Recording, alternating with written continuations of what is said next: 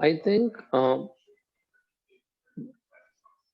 if I speak about universities in United States, they have always been, when I say always, I'm talking about my lifetime or since I was a college student, they were always interested in having communities. To give you a quick example, alumni management is something that US universities love.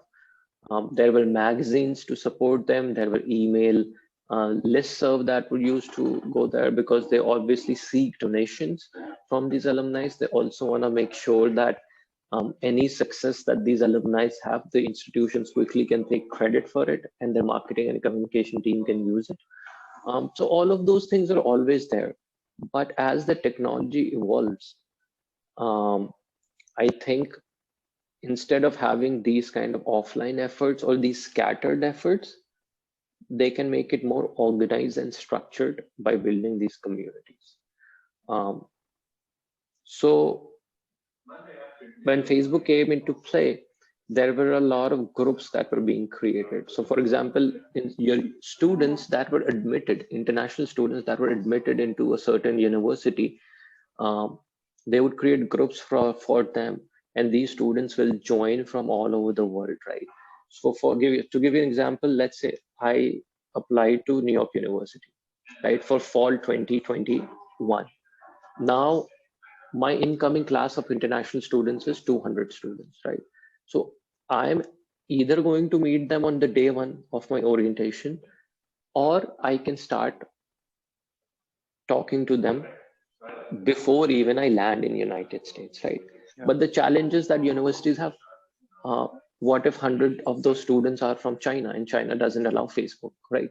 So now you have created a challenge for those students or excluded those students, right? Right. What if I don't have a Facebook and I don't want to because I like to be a private person? So those challenges have also always been there. And then, the world is heading um, towards a time where data is becoming more valuable than anything else. So once you use some other platform or a third party platform, who owns that data, right? And universities would want to own that data themselves. So I am only obviously talking from my perspective, which is a non-academic perspective, because I work in the administrative side of institutions, student services, student recruitment, all of those things. I think every aspect will have a community. Um, Even classrooms have many communities. My 5-year-old niece is part of a community of an online classroom because, and I think COVID, fortunately or unfortunately, has just accelerated that in a way that no one saw it coming, right? So, I mean, there are just two quick examples I will give you. A $20 webcam was being sold for $200 when COVID hit us, right?